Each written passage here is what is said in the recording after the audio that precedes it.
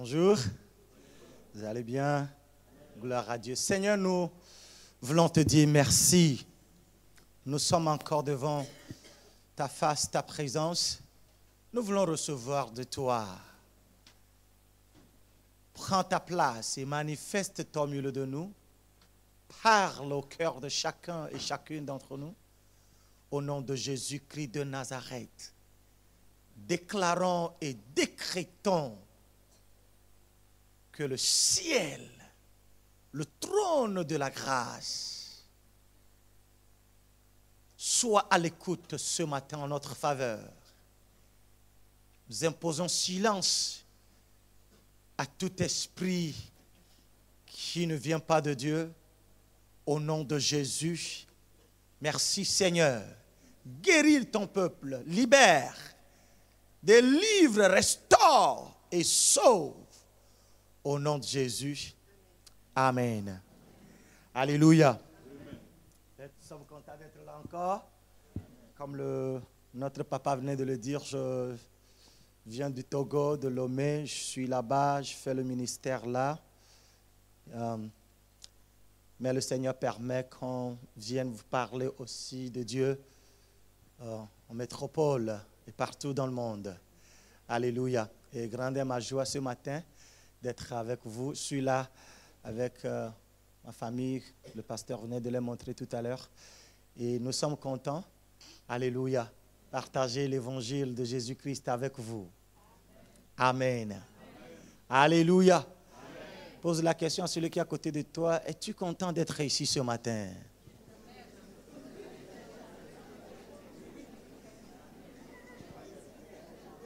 Alléluia. Est-ce que tu attends quelque chose du Seigneur ce matin? Oh bien, tu es venu tout simplement pour remplir une formalité. Non, je ne crois pas. Alléluia. Alléluia. Alléluia. Amen. Amen. Donc, je vous parlerai ce matin encore de ce que j'ai intitulé parlons ou parle comme Dieu parle, ou alors la puissance de la foi. Je suis en train de voir certaines personnes. Que le Seigneur vous bénisse. J'ai vu un jeune, tout à l'heure il est parti, ils sont venus à Lomé, ils ont fait une mission chez nous à l'église. Il est parti? Ok. Il y a une autre sœur aussi que je vois là-bas, ça fait longtemps. Que le Seigneur vous bénisse. Amen. Parlons comme Dieu parle, ou alors la puissance de la foi. Mettez. Alléluia. Qui sait ici qu'en tant que chrétien né de nouveau, né de Dieu, je peux parler comme Dieu parle? Amen. Vous le savez? C'est un degré de conscience. Alléluia. Alléluia. Amen. Alléluia. Amen. Je crois que c'est Isaïe 45 qui dit « Parle, mon serviteur, et je confirmerai tes paroles. » Lorsque tu déclares, lorsque tu parles, sachant que tu es né de Dieu, tu es un enfant de Dieu, eh bien, tout ce que tu déclares peut s'accomplir. Alléluia. Et donc, ce matin, voilà, mettez, parle comme Dieu parle, ou la puissance de la foi. Le pasteur est parti. Il y a quelque chose que quand il est là, il faut me faire signe. Je sens quelque chose depuis le premier que j'hésite de le dire, mais là, je crois que je dois le dire. C'est par rapport au pays de France. Amen. Et donc, dans Marc au chapitre 11e, Marc chapitre 11, l'évangile selon saint Marc, au chapitre 11e, Amen. Nous allons lire, je vous recommande tout ce texte, mais nous allons lire les versets 13, 20 et 23. OK? apercevant de loin, le diapo c'est bon? Ok. Apercevant de loin un figuier qui avait des feuilles, il alla voir s'il y trouverait quelque chose. S'en étant approché, il ne trouva que des feuilles, car ce n'était pas la saison des figues. Amen. Ce n'était pas la saison des figues. Oui, continue. Mais retenez bien, ce n'était pas encore la saison des figues. D'accord? Et non, le verset suivant, descend le verset 14. Bon. Prenant alors la parole, il dit, le verset 14, d'accord? Il dit que jamais personne ne mange de ton fruit. Et ses disciples l'entendirent. On n'a pas eu le temps de parler de ça dans les 2 premiers cultes qu'on a eus. Mais il y a quelque chose ici que je voulais vous dire, très important. La Bible dit, ce n'était pas encore la saison des figues. Et donc, logiquement parlant ou humainement parlant, ce figuier a raison, voyez, de ne pas produire des figues pendant ce temps-là, parce que ce n'était pas la saison des fruits. Mais pourquoi est-ce que le Seigneur va lui dire, pourquoi est-ce que tu n'as pas porté de fruits? Tout simplement vous dire qu'avec Dieu,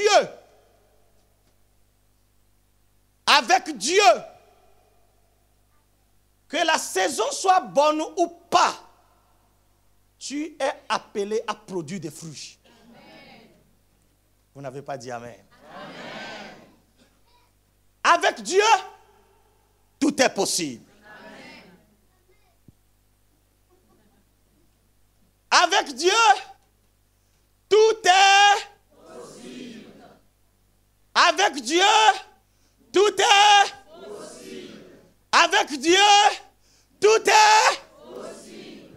Alléluia. Amen. Jésus veut tout simplement nous enseigner ceci. Vous n'avez pas des saisons particulières où il faut produire des fruits. Mais vous, étant nés de Dieu, étant engendrés de Dieu, vous pouvez porter de fruits à tout moment. Amen. Et je déclare et décrète sur chacun d'entre vous ce matin, dans le nom de Jésus, s'il y a de stérilité dans ta vie, à partir de ce moment, finis la stérilité. Amen. Au nom de Jésus. Amen. Alléluia. Amen. Si ta vie est soldée par des échecs, à partir de ce matin, finis l'échec. Oh, tu n'as pas dit Amen. Amen. Je dis finis l'échec. Amen. Un enfant de Dieu est appelé à réussir. Amen. Quelles que soient les difficultés, quel que soit ce qui arrive. Alléluia. Amen. Ferme cette parenthèse-là. Maintenant, et Jésus va maudire ce figuier.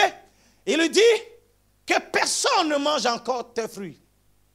Le verset 14 et le verset 15. Non, maintenant, allons au verset 20. Le verset 20, n'oubliez pas que nous parlons de quoi? De la foi. Parle comme Dieu parle. Alléluia. Le verset 20e, le matin en passant, les disciples virent le figuier séché jusqu'au...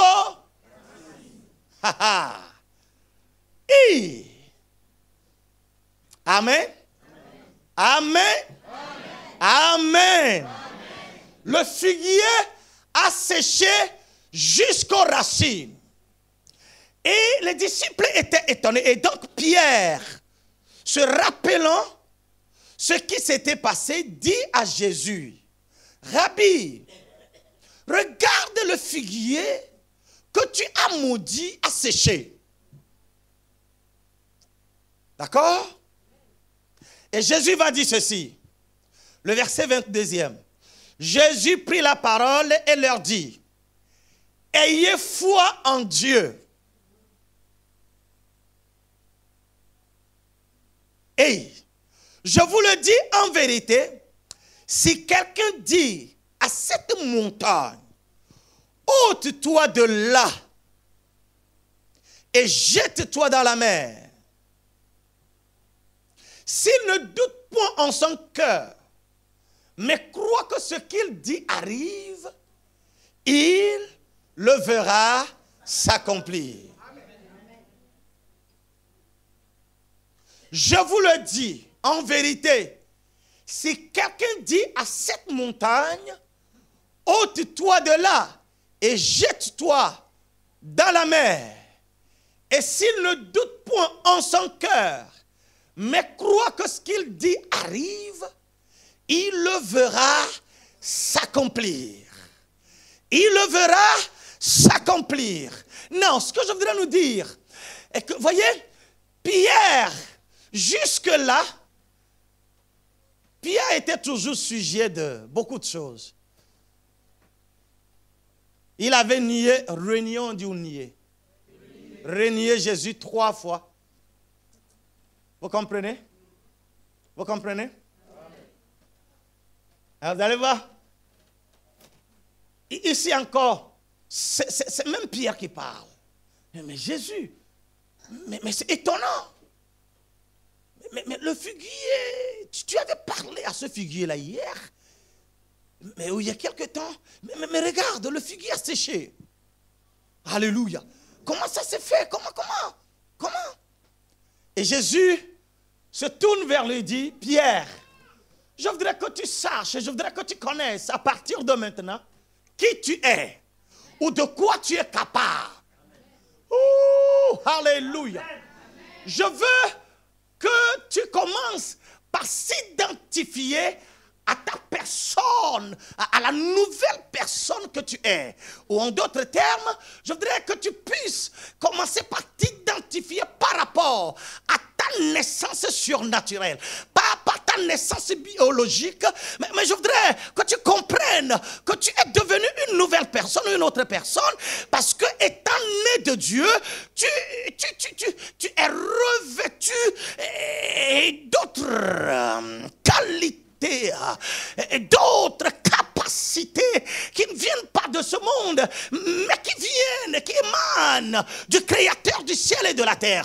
En d'autres termes, Pierre, je veux que tu comprennes que la parole dit dans Jean au chapitre 1er, à partir du 11e verset, en allant que la Bible dit elle est venue chez les cieux l'ont pas reçu, mais à tous ceux qui l'ont reçu, elle a donné le pouvoir de devenir enfants de Dieu, lesquels sont nés non selon la volonté de la chair, ni de l'homme, ni de sang, mais de Dieu, mais de Dieu, mais de Dieu.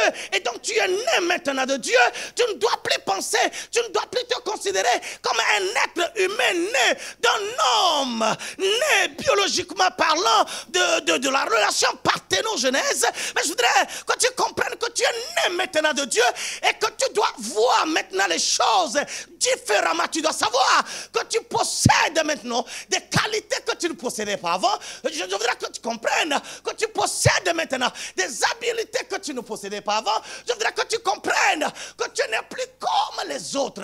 Tu n'es pas un être humain en fait proprement dit. Alléluia. Hey! Comprends. Non, ce que tu as vu, ça ce n'est rien. Et je voudrais te faire savoir que tu peux faire la même chose et dire en vérité. Que tout le monde dise en vérité, en vérité. Dites en vérité, en vérité. Vous comprenez ça? Je vous enseigne ou bien je prêche? Vous, en France, les Français, ils notent bien quoi? Donc, je vais vous détailler point 1.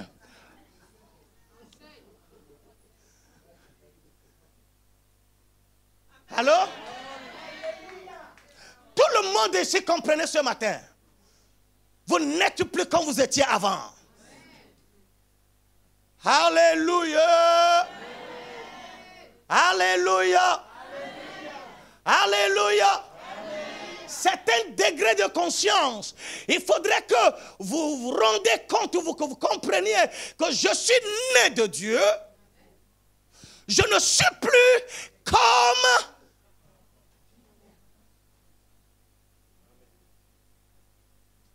Par rapport à ma chair, oui, je suis né de mon père et de ma mère. Ça, c'est ma chair qui parle.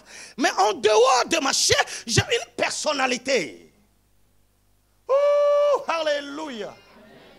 Alléluia. Alléluia. Alléluia. Vous êtes fâché déjà? Non. Pas fâché? Il dit, en vérité, je te le dis, Pierre, tu m'as vu parler à ce figuier-là et il a séché. En principe, je voudrais que tu comprennes que si toi aussi, tu crois en Dieu, ou en d'autres termes, si tu te réfères à ta personne surnaturelle, si tu te réfères à ta naissance de Dieu, toi aussi, tu peux dire à ces figuiers-là, sèche-toi, et le figuier va se sécher. Ou alors, si tu dis à cette montagne, ôte-toi de là, et jette-toi dans la mer. Et si tu ne doutes pas dans ton cœur, mais tu crois que ce que tu dis arrive, tu le verras s'accomplir. Pierre, ne reste pas toujours ignorant des choses spirituelles. Ne reste pas ignorant de ce que réellement tu es. Ah, regarde comment tu me regardes avec les yeux parisiens. Hey! Allô? Allô? Vous êtes fâché? Non.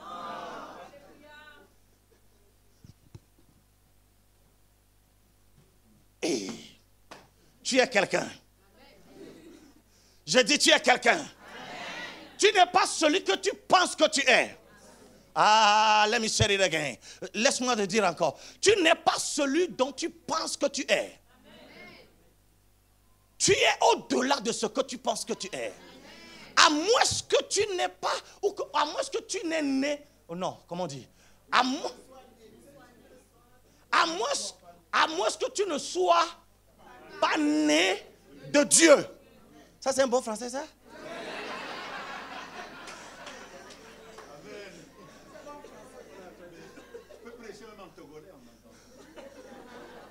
Alors, je veux que vous compreniez. Est-ce que ça rentre? Vous comprenez quelque chose? Amen. Alléluia. Mais si tu es né de Dieu, si tu es né de Dieu, si tu peux t'identifier à Dieu, alors tu ne seras plus étonné de voir certaines choses. Et je voudrais te faire savoir que tu es capable de dire non et tu es capable de dire oui. La Bible dit, and the Bible said, et la Bible dit, hey, et la Bible dit. Si deux d'entre vous s'accordent sur cette terre pour demander quelque chose, cela leur sera accordé. Il dit, si vous dites ce que vous demandez, aïe, aïe, aïe, aïe. Ou alors, je dis ceci, si vous liez quelque chose sur la terre, cela sera lié dans le ciel. Et si vous déliez quelque chose sur la terre, cela sera délié dans les cieux. En d'autres termes, le sens étymologique de ce passage voudrait dire tout simplement ce que vous acceptez sur la terre est accepté dans les cieux. Et ce que vous refusez sur la terre est refusé dans les cieux. Aïe, aïe, aïe, aïe, aïe, aïe, aïe, aïe, aïe. Laissez-moi dire, parce que vous ne vous appartenez pas vous-même, vous ne parlez pas de vous-même, il y a quelqu'un d'autre qui est en vous. Votre naissance vous a conféré le pouvoir d'opérer dans la dimension du Créateur, de parler comme le Créateur parle, et d'interdire et d'accepter, de refuser et d'accepter. C'est pour ça qu'il dit, lorsque vous dites non sur la terre, le ciel va répondre non. Le trône de grâce va répondre non. Mais lorsque vous dites oui sur la terre, le trône va dire oui. Parce que vous êtes de trône. Et Dieu ne peut pas dire non à ce qu'il a dit lui-même. C'est ce que vous êtes. C'est ce que tu es. Et pour dire à Pierre, tu peux faire la même chose que j'ai faite. Tu peux dire et la chose va s'accomplir. Ah, je ne sais pas si vous me quittez ce matin. Alléluia. Alléluia. Alléluia. Alléluia. J'étais dans un pays où je prêchais l'évangile. Une dame qui avait une grande institution maternelle où les tout petits vont. Je ne sais pas ce qui se passait. Et dans cette grande, c'est ça on dit, institution maternelle, c'est-à-dire une école maternelle, quoi, vous voyez. Ils s'occupent des enfants, des tout petits. Il y a un gros serpent, on dirait mystique, pasteur, écoutez, qui venait dans l'école. Et le serpent laissait des traces. Il rentrait dans la paillote où les tout petits restaient. Et chaque fois que la directrice, la fondatrice de l'école va dans l'école et voit les traces de ce serpent-là, elle est paralysée, elle ne peut plus marcher. Elle a tout fait. Elle est allée au Mali, chercher les marabouts. Elle est allée au Burkina, chercher les marabouts. Elle est venue en France, chercher les francs-maçons.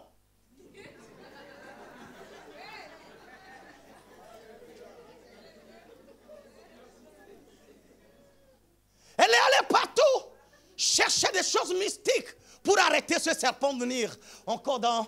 Et ça dégonflait, ou bien, comment on dit, ça réduisait son effectif, quoi, vous voyez. Parce que les parents avaient en fait peur, quoi. Et donc, ils sortaient, ils retiraient leurs enfants de cette école-là.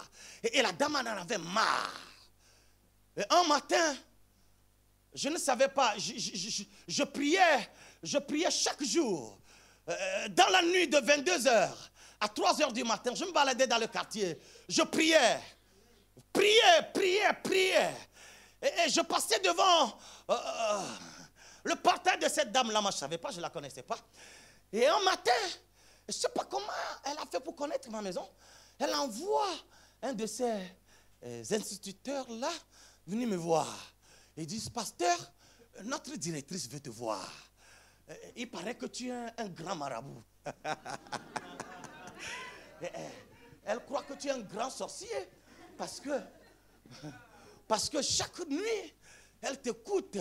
Et il paraît que tu passes ici et tu dis certaines incantations là. Vous comprenez? Tu fais certaines incantations. Je priais en langue, quoi. Chaque nuit, je passais dans la nuit. Korika badabahala baya.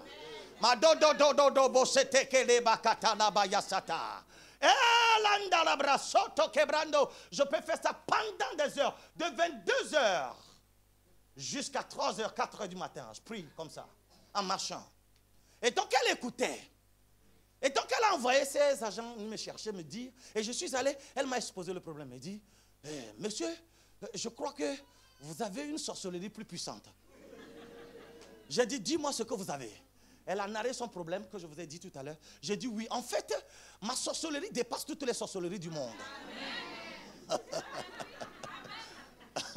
Je dis, je pratique la grande sorcellerie que le monde ne peut jamais pratiquer.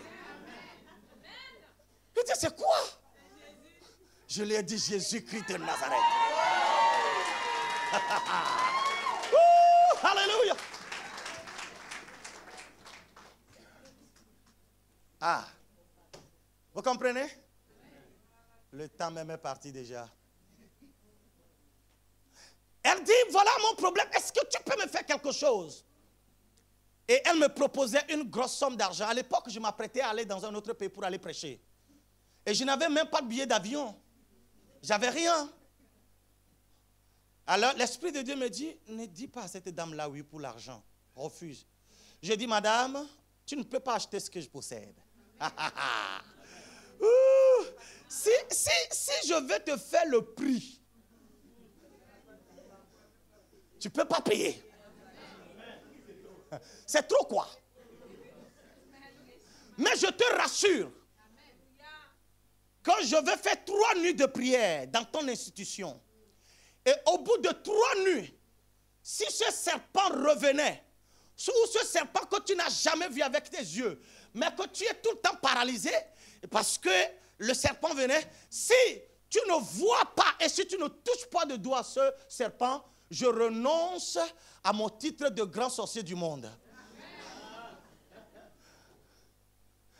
Écoutez-moi très bien, en France, les gens confondent. Je veux parler de chrétiens, quoi, tu vois. Je lui disais comme ça, parce qu'il a utilisé le thème sorcier, quoi, tu vois.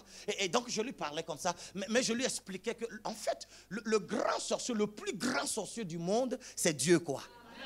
Et c'est ce Dieu qui habite en moi.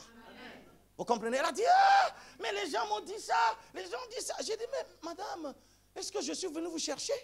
Vous avez envoyé les gens me chercher, non? Mais pourquoi vous doutez de mes paroles? Elle dit, ok, bon, écoute. Et tu ne veux même pas prendre de l'argent, mais les gens ont pris de l'argent, mais non pas. Ce que voudrait dire que si toi tu n'as même pas, si tu ne prends pas de l'argent, tu ne peux même pas le faire. J'ai dit, hé madame, tais-toi. Pour couper court, j'ai pris un de mes disciples. On est allé dans l'école. Dans le local, c'est ça? The facility. Hein? Et la première nuit, on a prié jusqu'au matin. Deuxième nuit, on priait. Tu peux sentir que réellement il y a des forces obscures. Au point où mon disciple, je ne sais pas ce qui lui est arrivé, il a eu une crise de comment on l'appelle là? Non, pas paralysie. Excusez-moi, dans son testicule, l'hernie. Une crise de l'hernie. Il ne pouvait pas se tenir debout. Il est resté comme ça, dit, pasteur, tu m'as amené où? Je vais mourir. Je lui ai dit, le grand sorcier ne dit pas ça. Alléluia. On a tout fait, on a fini la deuxième nuit. Troisième nuit, il ne pouvait pas se lever. Je lui ai imposé les mains. Je dis au nom de Jésus-Christ de Nazareth, le roi des rois, le Seigneur des seigneurs, lève-toi et que l'hernie disparaisse. Maintenant, et quand il a eu ça, la dame me disait, je t'ai dit, tu as vu? Il dit, tu as vu? Je t'ai dit non, tu as vu? Oh, tu as vu tu vois ton disciple, il ne peut plus continuer, c'est ça. Je t'ai dit, c'est que voudrait dire que toi aussi tu ne peux rien faire. J'ai dit, tais-toi. Le gars s'est relevé, la troisième nuit, on est parti. Hey. Ce qui a été étonnant, quand la troisième nuit, le matin, le deuxième nuit, le matin, on finissait autour de 4 heures. Et il paraît qu'à 5 heures, bref, quand les gens sont allés à l'école, ils ont encore remarqué la trace du serpent. La dame m'a appelé au téléphone. Tu m'as dit 3 nuits. Tu m'as dit 3 nuits. Et voilà, aujourd'hui, le 3e jour. Et voilà, et le serpent est encore venu. Je ne peux pas aller à l'école. Pendant ce temps, elle était paralysée dans le lit. Elle ne peut pas se lever. Vous comprenez? Vous êtes fatigué? Non. Vous êtes fâché? Non. Vous écoutez? Oui. On a le temps? Oui. Alléluia. Amen. On a prié pour le frère. L'Esprit de Dieu est descendu sur le frère. Il s'est relevé. Le truc a disparu, d'accord? Et la troisième nuit, on est parti. Et on a dit, diable, tu nous connais, on te connaît. Amen. Au nom de Jésus, tu as perdu bataille. Alléluia. Alléluia. Tu ne peux pas. Il a lancé cette dernière cartouche, quoi, tu vois. Et on a prié la troisième nuit. On a prié, on a fait des déclarations, on a décrété et décrété, on a prophétisé, on a annoncé, on a activé, réactivé. Hey! Alléluia. Hey, hey! Alléluia. Non, rappelez-moi, je m'arrête là. Pasteur, depuis le matin, le Seigneur me disait quelque chose. J'hésitais de le dire, mais finalement, j'ai comme impression que je dois vous le dire parce que je crois que c'est le Seigneur. il va falloir, si vous voulez, soit à Sarcelles ou toutes les années, on s'organise. Vous vous organisez. Moi, je repars en Afrique la semaine prochaine. Mais si vous voulez, on peut toutefois se mettre en contact. On peut s'organiser quelques séances de prière prophétiques. Quelques séances de prière. Vraiment, vraiment pour parler à la terre française, à la nation française en faveur de France. Ce serait notre manière de contribuer et d'aider le gouvernement dans ces diverses et variées stratégies qu'il est en train d'élaborer pour arrêter certaines crises dans le pays. Je crois qu'il faudrait que les chrétiens se mettent debout. C'est ce que j'ai reçu depuis. J'hésite de le dire, mais ça revient toujours. On va prier bibliquement. On va mobiliser. Si, vous serez là? Amen. Vous pouvez venir? Amen. Vous demandez permission à vos boulots. On pourra faire des nuits de prière. Rien que la prière. Parler et arrêter les activités de l'ennemi sur ce pays de France et sur le continent européen. Amen. Vous croyez? Amen. En fait, pasteur, it's up to you. C'est vous que voyez.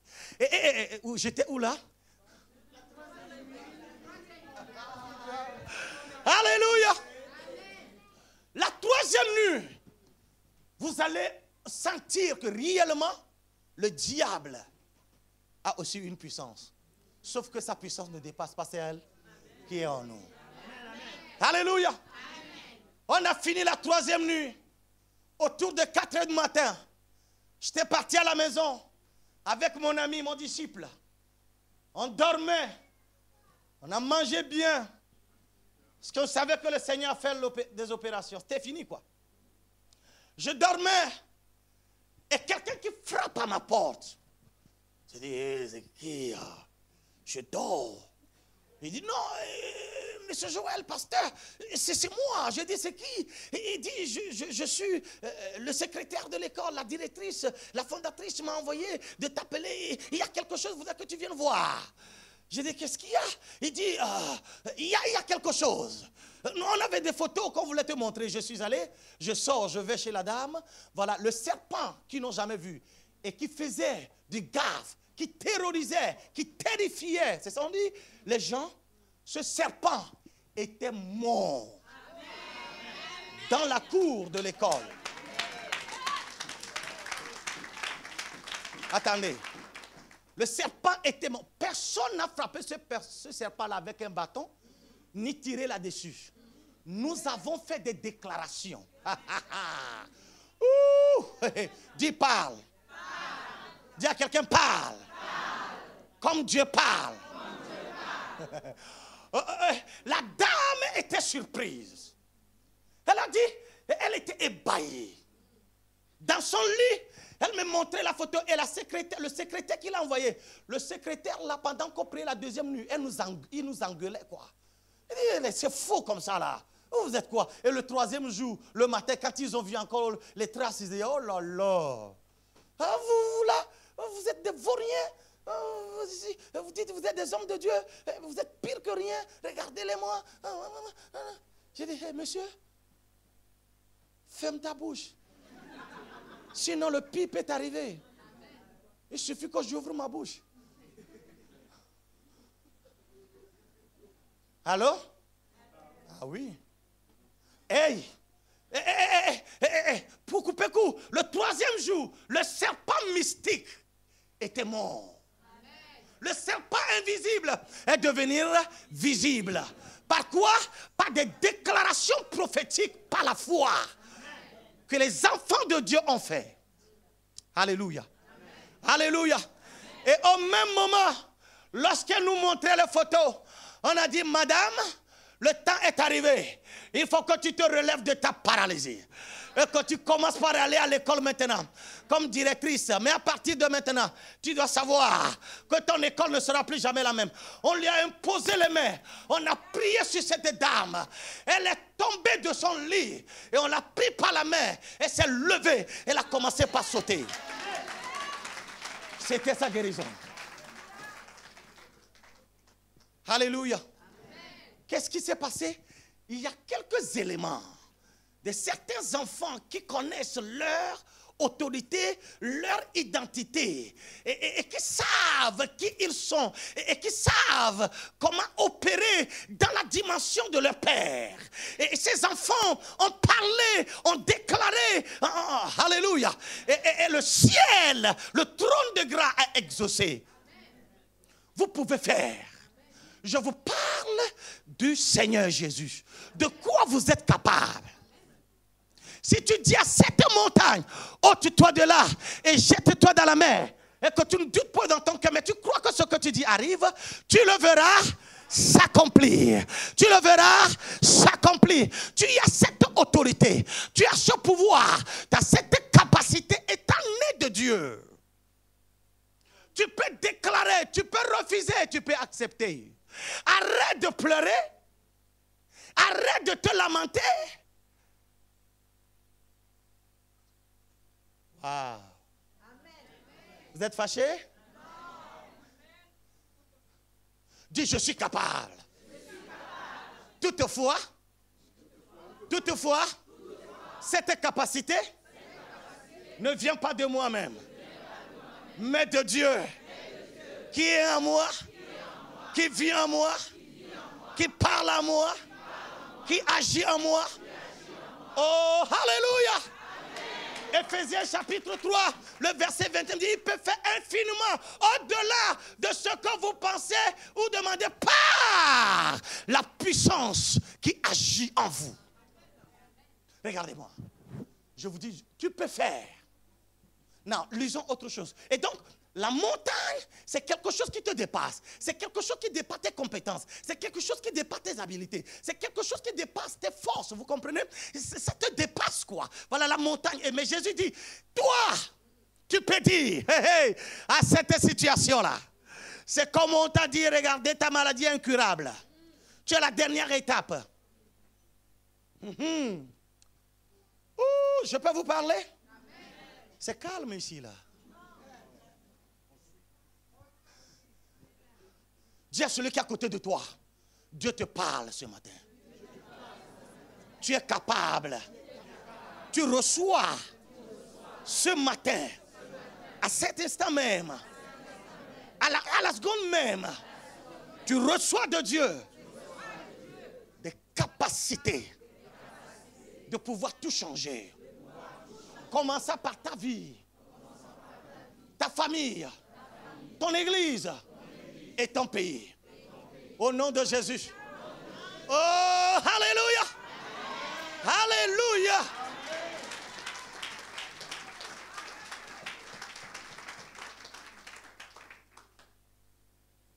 Tu peux arrêter cette montagne-là. Tu peux la déplacer.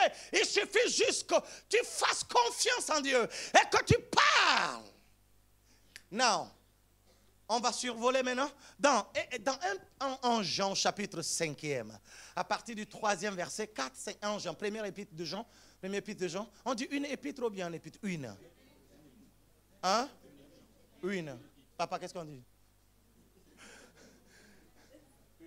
En Jean chapitre 5, verset 3, 4, 5. Vous êtes d'accord avec moi? Que vous pouvez dire à cette montagne, ôte-toi de là. Ça peut être le non-mariage, ça peut être déchirure dans le foyer, ça peut être problème financier. Allô? Ça peut même être la mort, ça peut être la rébellion, et ça peut être comme ce que nous vivons maintenant en France. Je crois que c'est à cause de ça d'ailleurs que le Seigneur parle. Levez-vous, parlez de la part de Dieu, arrêtez et acceptez.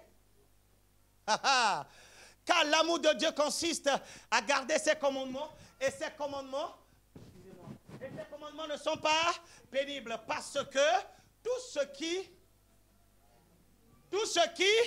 est né de Dieu,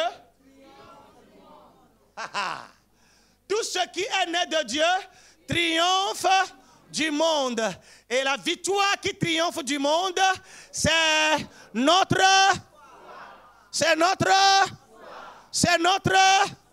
Alléluia. Le verset 5, ma soeur. tout ce qui est né de Dieu triomphe du monde. Qui est celui qui a triomphé du monde? Sinon, celui qui croit que Jésus est le Fils de Dieu. Hey! Hey! Qui croit ici que Jésus est le Fils de Dieu? Qui croit que Jésus est le Fils de Dieu et qu'il est venu dans la chair et qu'il est reparti dans la gloire, dans la félicité éternelle. Amen. Vous croyez, la Bible dit, vous êtes nés de Dieu. Et ainsi donc, vous triomphez du monde. Écoutez-moi, vous triomphez du monde. Ou je veux dire, tu triomphes du monde. Toi qui écoutes, c'est ce que la Bible dit. Si réellement tu es né de Dieu, si réellement tu viens de Dieu, si réellement tu crois que Jésus est le Fils de Dieu, alors tu triomphes du monde. Cela te donne la naissance spirituelle. Tu es considéré comme un fils de Dieu. Alléluia. Amen. Alléluia. Et en ce moment-là, tu as en toi toutes les capacités qui étaient en Jésus-Christ. Vous savez pourquoi on prie toujours au nom? Des fois, on prie en activant le sang de Jésus, le mystère du sang de Jésus. Alléluia. La Bible dit, ce n'est pas par des choses périssables, or ou argent, que vous avez été rachetés de la vaine manière de vie que vous avez hérité de vos pères, mais par le sang précieux de Jésus, comme d'un agneau sans tache et sans défaut. C'est un sang supérieur. En Jean chapitre 1, chapitre 1, le verset 18. Voyez, et ce sang nous a donné la nouvelle naissance. Et ce sang nous confère l'autorité de Dieu, les qualités de Dieu, les capacités de Dieu.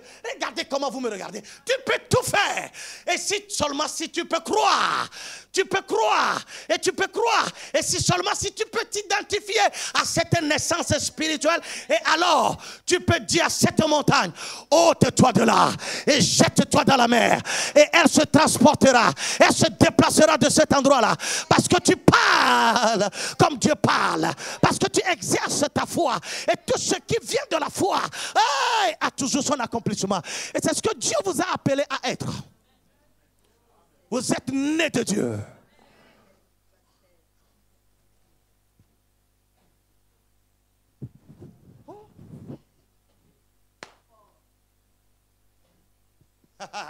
Tu es au-dessus de la maladie. Tu es au-dessus des problèmes. Je vous le dis, j'ai dit certains degrés de conscience. Il faut tout simplement que tu parviennes à cette vérité biblique et que tu l'appliques à ta vie. Et alors tu le verras s'accomplir. Tu es né de Dieu, tu triomphes du monde, tu peux sécher le figuier, tu peux déplacer les montagnes, tu peux arrêter toute situation négative dans ta vie. Tu peux. Ah, you can. You are born of God. Tu es né de Dieu. Dis, je suis né de Dieu. Quand je regarde dans la figure de certaines personnes, j'ai comme l'impression qu'ils regardent comme un théâtre, quoi, tu vois. Mon pantalon aussi tombe des fois, c'est pourquoi je le tire. Ne vous inquiétez pas.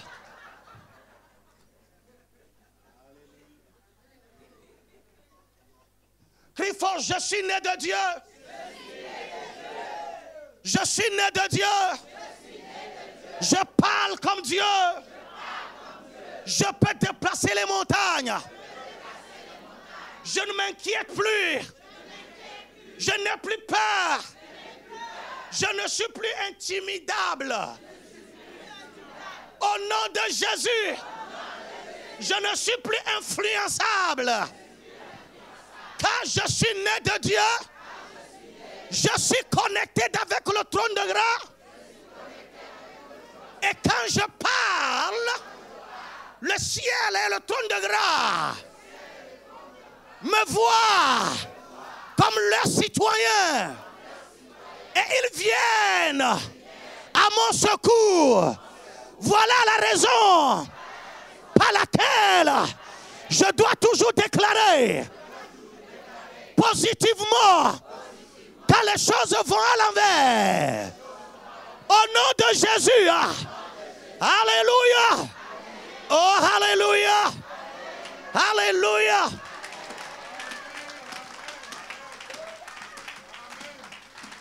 Je triomphe du monde. Je sens. Quelqu'un peut dire, je triomphe du monde. Je triomphe du monde. Les jeunes, vous triomphez du monde. Vous triomphez de tout ce qui vous attire. De négatif. Vous triomphez de la pornographie. Vous triomphez de la fornication. Vous triomphez de l'adultère. Vous triomphez du divorce. Vous triomphez de tout. Vous triomphez du fait que vous ne pouvez pas travailler à l'école. On vous met dans la classe de ceux qui sont les derniers. L'enfant de Dieu n'est pas le dernier. Il est le premier. Il est en haut. Il est au-dessus de tout. Regardez-moi. Est-ce que tu comprends? Amen. Fâché? Il y a quelqu'un ici, l'Esprit de Dieu me parle. Vous avez une affaire. Vous avez comme impression d'abandonner. Parce que ça ne marche pas. Mais la bouche de Dieu vous parle ce matin. Au nom de Jésus, je change tout. Je change tout. Je te rends prospère dans ce que tu fais. Crois tout simplement et n'abandonne pas. Moi l'Éternel, moi l'Éternel, moi l'Éternel, je te surprendrai. Et tous ceux qui croient à ton déclin verront ton élévation. On n'a pas le temps. Si on avait le temps, on demandait à tous les businessmen de venir, on va prier pour vous. Mais on aura le temps un jour. Regardez.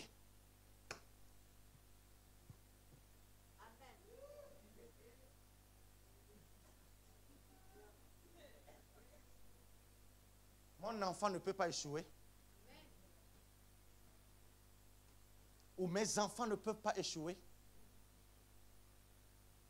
Mes enfants ne peuvent pas devenir ce que je ne veux pas qu'ils deviennent ou ce que Dieu ne veut pas qu'ils deviennent. C'est pourquoi chaque matin, des fois, je me lève pendant qu'ils dorment. Je leur impose les mains. Je déclare et je décrète que vous êtes des garçons et des filles qui influencent le monde. Vous êtes un point de repère. Vous êtes une référence. Au nom de Jésus-Christ de Nazareth, vous ne pouvez pas faire le contraire de ce que Dieu vous a appelé à être et à faire dans le monde. Vous ne pouvez pas passer dans ce monde inaperçu, sans laisser des traces. Tu ne peux pas passer en tant qu'un enfant de Dieu, sans laisser des traces dans le monde. Oh, alléluia. Regardez. Dis-moi, je suis né de Dieu. Je parlerai toujours comme Dieu parle. Dans le nom de Jésus. Dans le nom de Jésus. Dans le nom de Jésus. Je triomphe. Tu ne peux pas rester assis et dire tu triomphes. Dis je triomphe. Je triomphe. Que tous ceux qui triomphent se lèvent maintenant. Écris fort. Je suis un triomphateur.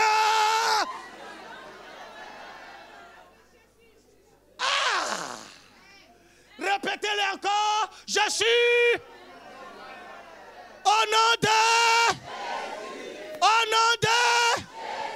je suis invincible. Au nom de je marche dans le nom de Jésus contre tous vents et marées qui viennent contre moi. Au nom de Jésus, je vous impose silence. Dans le nom de Jésus, car moi, étant né de Dieu, je triomphe de vous. Au nom de Jésus. Alléluia.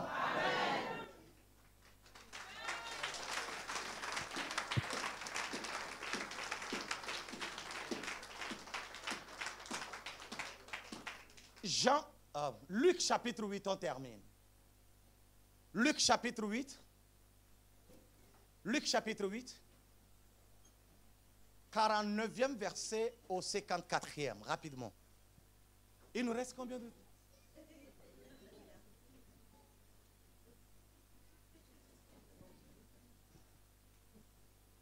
Alléluia. Vous comprenez quelque chose?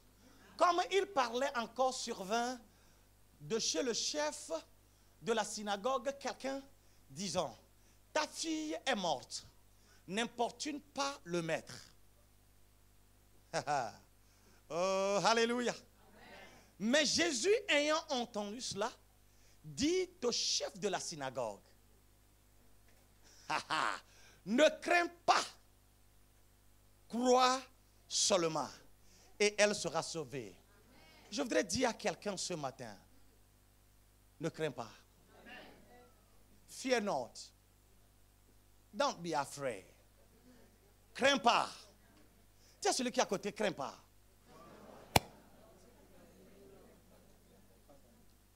Frère, crains pas. Crains pas. Il y a quelqu'un spécialement ici ce matin. Le Seigneur te dit, ne crains pas. Ne crains pas. Je suis le maître de la situation, dit le Seigneur. Ne crains pas. Il dit, ne crains pas. Pourquoi il dit? Parce qu'on lui a dit, sa fille est comment? Est morte. Plus d'espoir. Le désespoir total. La confusion totale. Ta fille est morte. N'importune plus ou pas le maître. C'est plus la peine à ce que le maître vienne. Et Jésus a entendu cela, cette fuite-là. Et il dit au maître, au chef de la synagogue, ne crains pas, crois seulement et elle sera sauvée. Lorsqu'il fut arrivé à la maison, il ne permit à personne d'entrer avec lui, si ce n'est à Pierre, à Jean et à Jacques. On disait ce matin, des fois, vous avez besoin de faire certaines compagnies, et il y a certaines compagnies que vous n'avez pas besoin de faire. Vous comprenez? Et surtout dans notre marche avec le Seigneur. Parce qu'il y a certaines personnes dans votre vie, ils vont vous reculer. Ils vont vous aider à aller en arrière. Ils ne peuvent jamais te propulser. À ces gens de personnes, ils peuvent être des amis très loin, quoi, tu vois. Et tu pourras les aider plus tôt. Mais tu ne fais pas. Tu vois, Jésus avait plusieurs disciples. Mais il a choisi Pierre, Jean et Jacques.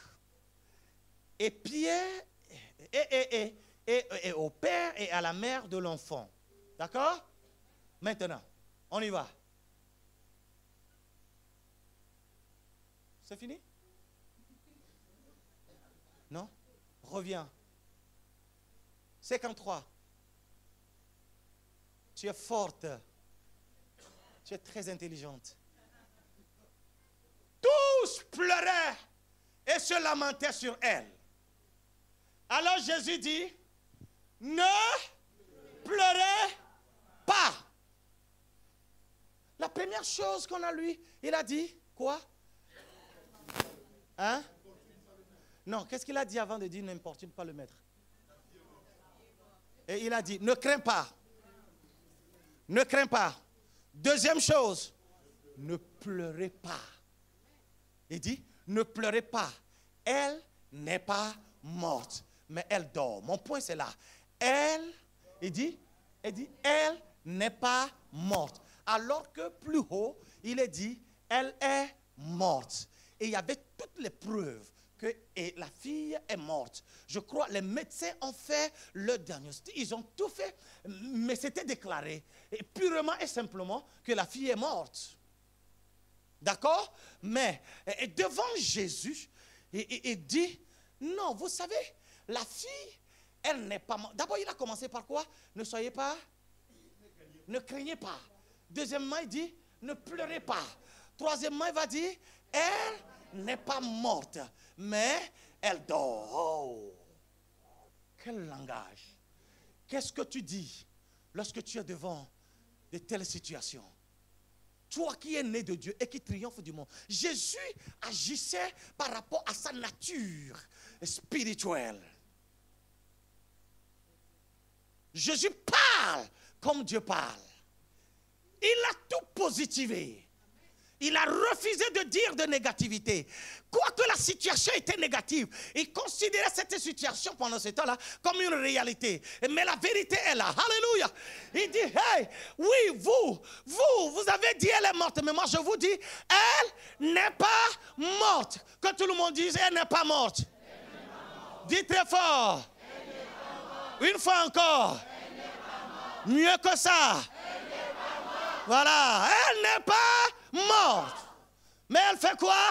Elle tort, sachant qu'il allait prendre la fille par la main et lui dit à mon nom personnel et au nom de mon Père et au nom de notre royaume et par la permission du ciel et de tout ce qui compose le ciel, à l'agneau immolé depuis la fondation du monde mais qui marche par ce mystère, et je te déclare vivant. Alors il le tient par la main et dit lève-toi, et la Bible dit instantanément la fille s'est levée. Voilà, voilà, regardez, il a refusé de dire que la fille était morte parce qu'il savait qu'il y avait la possibilité. Il savait que le Père est capable de ramener cette fille-là en vie et que par ses paroles ce que tu dis arrive. Voyez comment plusieurs d'entre vous vous tuez. Plusieurs d'entre vous réduisez votre vie en ayant par les paroles qui sortent de vos bouches. Plusieurs d'entre vous rentrez dans des difficultés à cause de vos paroles. Regardez, un enfant de Dieu n'est pas n'importe qui. Tu dois veiller à tes paroles. Et tu dois savoir ce qu'il faut dire, ce qu'il ne faut pas dire. Et il y a des gens qui disent, ma maladie, depuis quand tu as une maladie? Et il y a d'autres qui disent que leur cancer, depuis quand tu as le cancer a rebroussé chemin, il s'est retrouvé chez toi. Tout ce que tu as fait, c'est de lui dire, monsieur le cancer, tu as perdu ton chemin, c'est pas chez moi, vas-y.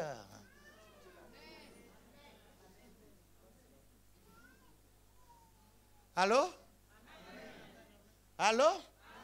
Elle n'est pas mort, mais elle est mort. Hey, ta situation, hey, ce que tu traverses là, ce n'est pas encore la fin de ta vie. J'annonce à quelqu'un dans Zion ce matin, je dis ce n'est pas la fin de ta situation. Ce n'est pas la fin de ta vie. Cette maladie-là, ce n'est pas la mort. Tu ne mourras pas. Tu vivras et tu raconteras les bienfaits de l'Éternel. Dans le nom de Jésus.